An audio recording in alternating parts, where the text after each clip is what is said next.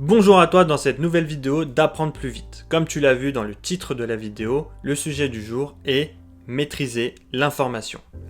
Alors, dans l'ère moderne de nos jours, l'ère d'internet, l'ère de l'information, il est important de pouvoir faire le tri dans cet amas d'informations justement.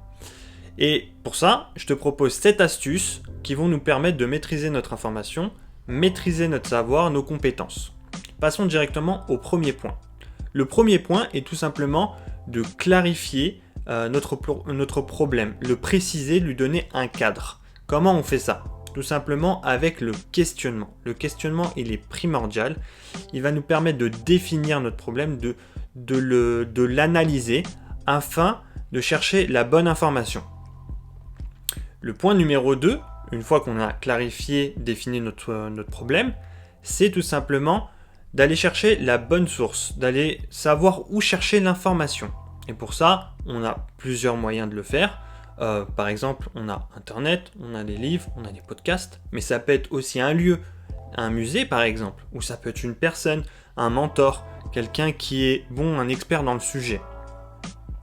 Une fois qu'on sait où aller chercher cette information, il faut, sur le troisième point, c'est savoir juger de la fiabilité de l'information.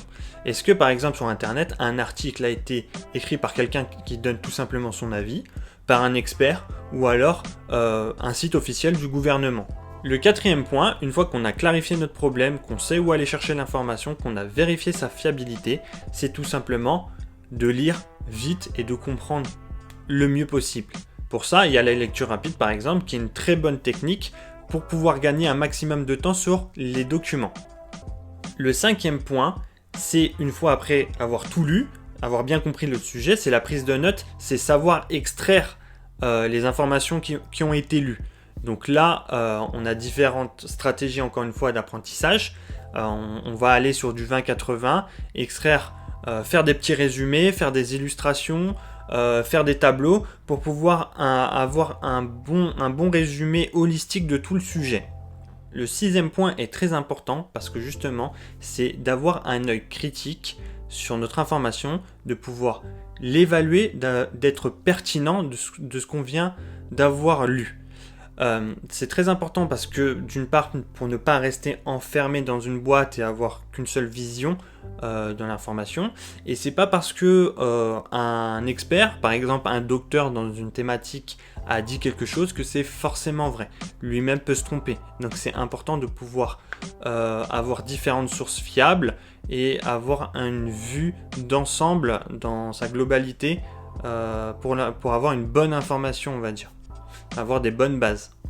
Le septième point est très important, voire même l'un des plus cruciaux parce que en fait c'est le savoir de communiquer l'information, de donner de la perspective à ce que vous avez appris.